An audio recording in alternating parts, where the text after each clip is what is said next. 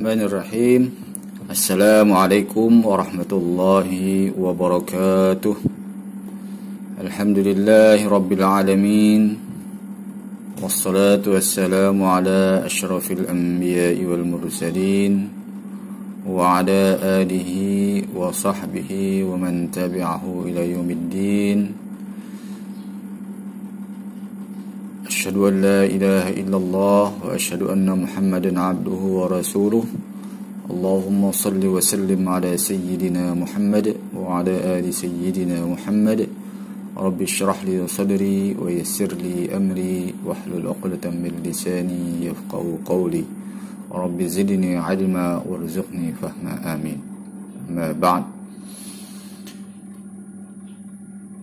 Alhamdulillah, pada kesempatan ini kita bisa melanjutkan kajian tafsir yang pada kali ini kita akan membahas tentang konsep al-mutahharun dalam Al-Quran.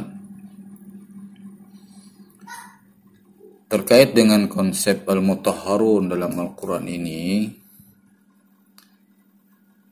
sebaiknya kita mengawalinya dulu. Apa makna al-mutahharun itu sendiri ketika disebutkan di dalam Al-Quran? Atau bisa juga kita akan menelisik atau mengkajinya dari berbagai macam asal kata dari al-mutahharun itu sendiri. Kata al-mutahharun ini sendiri pada dasarnya ini memang terdapat di dalam Al-Quran, yaitu yang berada di surah Al-Waqi'ah di ayat 79 yang disebutkan la yamassuhu illal mutahharun. Nah, sekarang yang menjadi pertanyaan adalah apa yang dimaksud dengan al-mutahharun itu sendiri. Sebelum kita lebih jauh membahas tentang al-mutahharun, seperti yang saya sebutkan dulu tadi, kita ingin memahaminya apa asal kata dari al-mutahharun ini sendiri. Kata al-mutahharun ini itu pada dasarnya berasal dari kata tahara yutahhiru. Dan kata tahara yutahhiru ini dasarnya adalah tahura. Tahura dalam arti atau dalam pengertian bersih. Nah, sedangkan pengertian tahura itu sendiri atau yang dalam bentuk masdarnya disebut at-taharah, menurut Imam Ar-Raghib Al-Asfahani dalam kitab beliau yang dikenal dengan Mufradat Al-Fadhil Quran, di situ kata beliau yang disebut dengan at-taharah itu dorbani. Jadi yang namanya taharah itu ada dua. Jadi yang namanya suci atau kata taharah atau bentukan yang lain, tahura mau tahara mau mutahhar. Jadi pada dasarnya ketika memakai kata tahura atau kata taharah dalam masdarnya, kata Imam Ar-Raghib Al-Asfahani itu ada dua. Ada dua macam. Yang pertama kata beliau adalah taharatu jismin, yaitu suci secara fisik. Jadi secara fisik badan dia bersih dari kotoran. Kotoran-kotoran yang menempel di tubuhnya itu tidak ada. Jadi suci, bersih dari kotoran-kotoran tersebut. Yang kedua kata beliau adalah wa taharatu nafsin, yaitu suci secara mental atau secara kejiwaan. Jadi jiwanya itu dalam keadaan bersih. Tidak hanya dia suci dalam bentuk fisik, misalnya ada kotoran, kuman yang menempel misalnya, tetapi hatinya di sini disebutkan thaharatun nafsin. Hatinya, jiwanya, mentalnya itu dalam keadaan suci dan bersih. Nah, konteks dua kata ini, dua pengertian ini, baik itu suci secara jasmani, bersih secara jasmani, dan juga suci atau bersih secara mental, hati, dan kejiwaan, ini dua-duanya itu memang disinggung dan disebutkan di dalam Al-Quran. Jadi dua-duanya itu memang disebutkan. Misalnya kata Imam Ar-Raghib Al-Asfahani, kata beliau kalau misalnya di ayat Al-Maidah ayat 6, di surah Al-Maidah ayat 6, di situ ada istilah, ada ayat yang berbunyi wa in kuntum junuban fattahharu. Makna ayat ini adalah jika kalian dalam keadaan junub, maka fattahharu, maka bersucilah. Bersucilah di sini artinya dia harus mandi. Jadi mensucikan badannya dengan memakai, kata beliau di sini, istamilu al-ma'a. Jadi memakai air, jadi istilahnya mandi. Jadi bukan berarti ini mensucikan secara kejiwaan, tetapi ayat ini menyuruh kepada orang yang dalam keadaan junub, maka dia harus mandi. Jadi mandinya itu adalah mandi secara fisik. Jadi badan yang disucikan atau dibersihkan.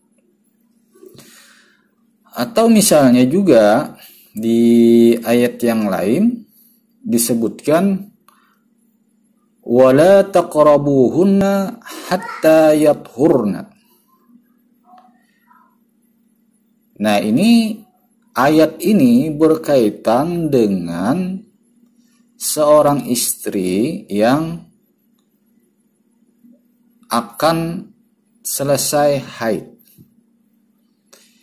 Jadi seorang istri yang haid itu akan bisa dikumpuli oleh suaminya ketika si istri ini sudah membersihkan dirinya dari haidnya.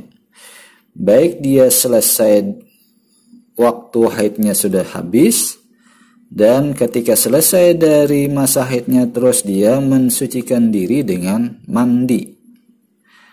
Maka setelah itu baru nanti si suami boleh mengumpuli istrinya. Ketika masih dalam keadaan haid, maka seorang suami tidak boleh mengumpuli atau berhubungan suami istri dengan istrinya. Nah, ini dari dua ayat ini, baik itu ayat di ayat 6 di surah Al-Maidah wa in kuntum junuban fattahharu, atau di surah Al-Baqarah tadi ayat 222 wala taqrabuhunna hatta yathurna, itu dalam pengertian bersih dan suci secara fisik, yaitu bersih secara badan bersih, fisik bersih. Ini dalam pengertian yang seperti ini. Seterusnya dalam yang kedua, yaitu bersih secara mental, secara kejiwaan, bersih secara hatinya. Ini disebutkan dari beberapa ayat, misalnya di surah At-Taubah Allah menjelaskan, di situ disebutkan wallahu yuhibbul mutahhirin, dan Allah menyukai atau mencintai orang-orang yang bersih. Nah, menurut Imam Ar-Raghib Al-Asfahani di surah At-Taubah ayat 108 ini maknanya adalah tathhirun nafsi. Jadi membersihkan jiwa. Jadi Allah menyukai orang-orang yang membersihkan jiwanya. Jadi ayat ini kata beliau yaitu terkait dengan tentang kebersihan jiwa. Terus ada misalnya juga di surah Al-Baqarah juga, itu di penghujungnya tadi dari yang telah disebutkan sebelumnya, di ujung ayat Al-Baqarah 222 disebutkan wa yuhibbul mutatahhirin. Jadi kalau di ayat At-Taubah di ayat 108 itu kan disebutkan wallahu yuhibbul mutahhirin. Nah, kalau di ujung surah Al-Baqarah ayat 222 di situ wa yuhibbul mutatahhirin. Jadi ada perbedaan al-mutahhirin dan mutatahhirin. Ada perbedaan, ada tambahan tak di situ.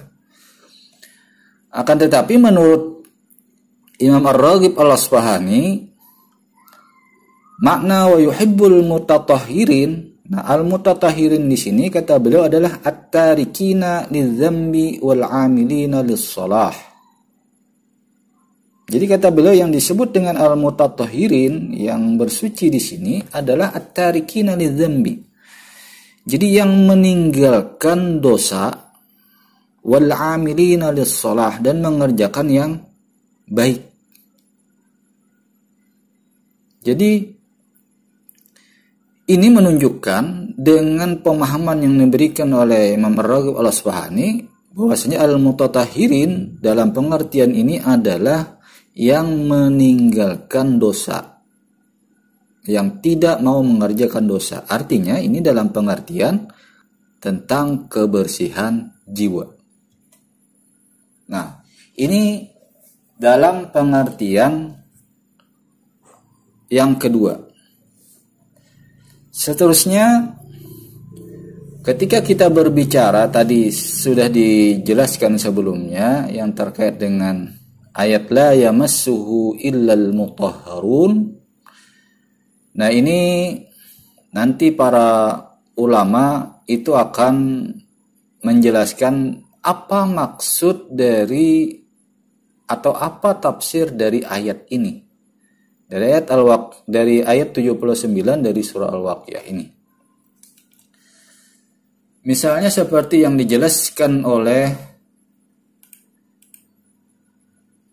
Imam Ibnu Katsir, kata beliau yang disebutkan di ayat 79 surah Al-Waqiah ini, la yamassuhu illal mutahharun, maknanya adalah walaupun ayat ini kata beliau itu dalam bentuk kalimat berita, kan la yamassuhu illal mutahharun, tidaklah menyentuh mushaf itu, tidaklah menyentuh Al-Quran itu kecuali orang-orang yang suci. Itu hanya dalam kalimat berita, hanya sekedar informasi. Tetapi walaupun dalam kalimat berita, menurut Ibnu Katsir, ini adalah bermakna kalimat perintah. Artinya apa?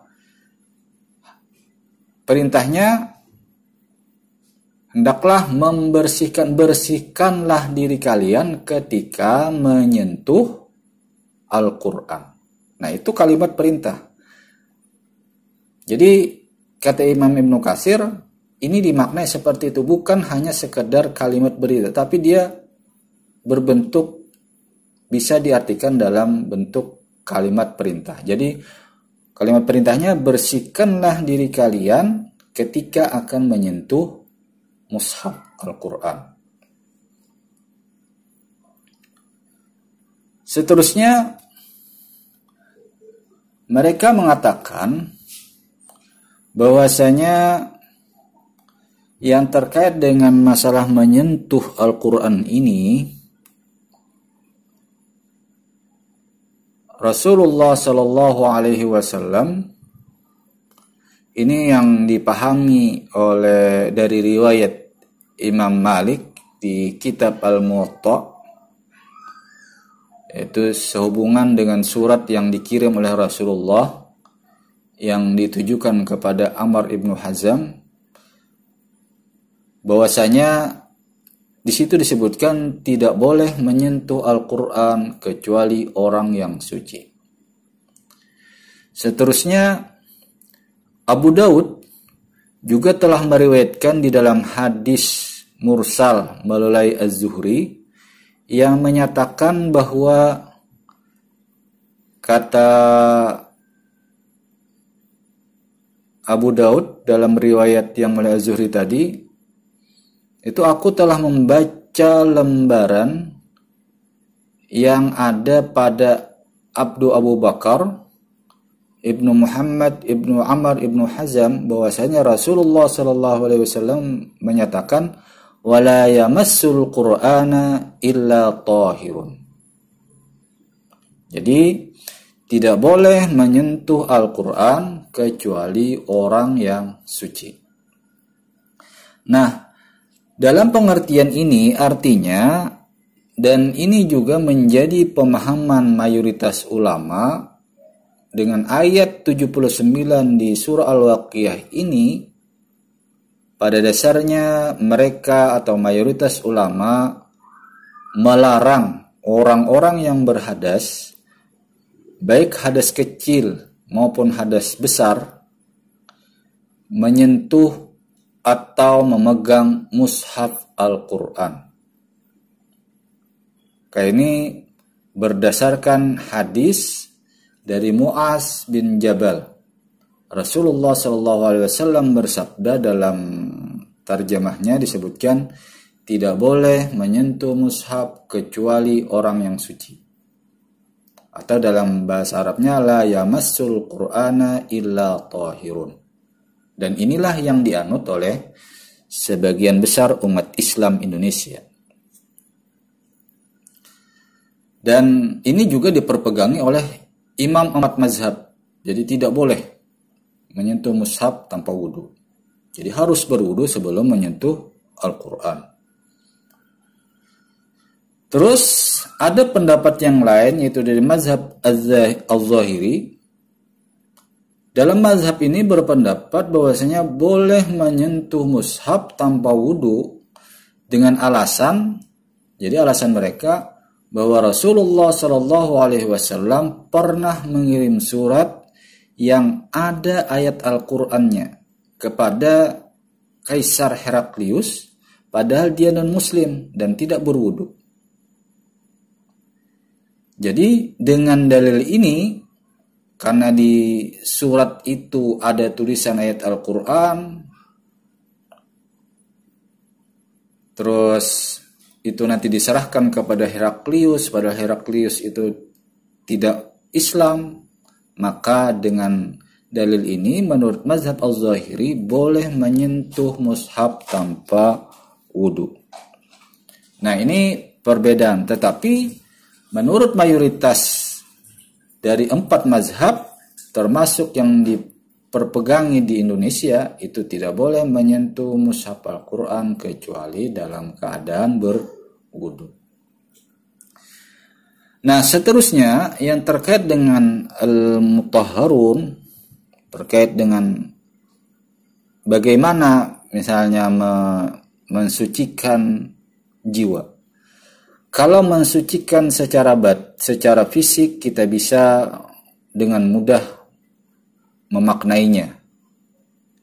Misalnya dengan berwudu, dengan mandi, atau dengan membersihkan diri dengan cara-cara membasuh tangan, mencuci kaki misalnya, maka itu akan bisa dilakukan. Atau misalnya memakai pakaian yang baik, mencuci baju yang kotor misalnya, itu akan mudah untuk dipahami. Lalu pertanyaannya adalah bagaimana mensucikan jiwa. Nah, untuk mensucikan jiwa ini ada dalam satu ayat disebutkan, misalnya di ayat qad aflaha man zakkaha wa qad khaba man dassaha.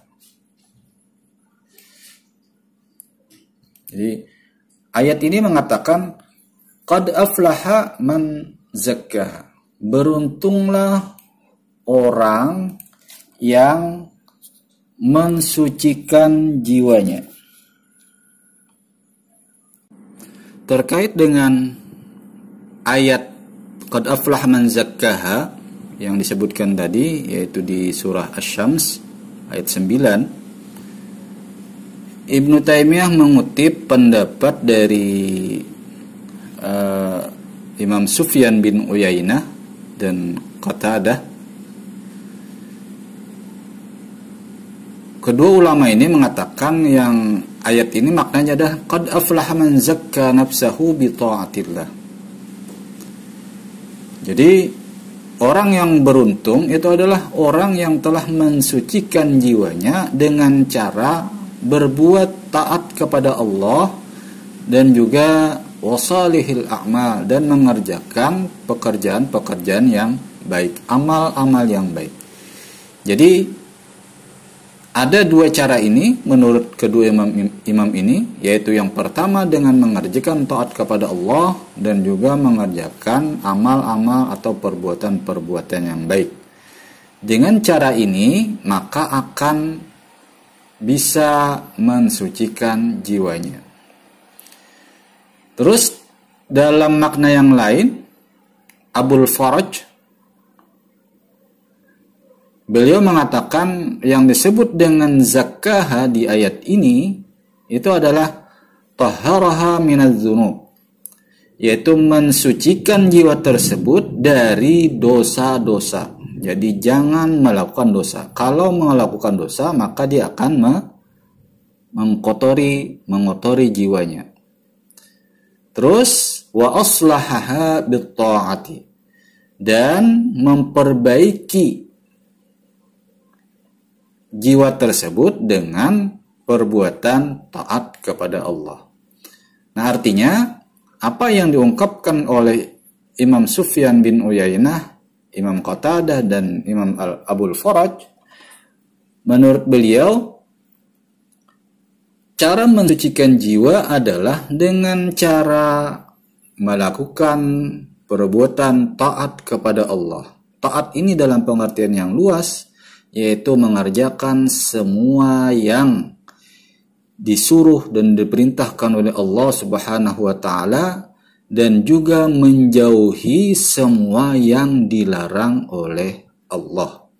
Dan selanjutnya mengerjakan perbuatan-perbuatan yang baik. Nah, itulah cara bagaimana mensucikan jiwa tersebut.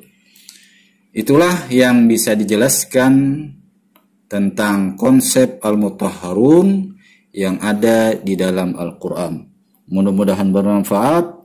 Billahi taufiq wal hidayah. Wallahu wal muwaffiq ila aqwamit thoriq. Assalamualaikum warahmatullahi wabarakatuh.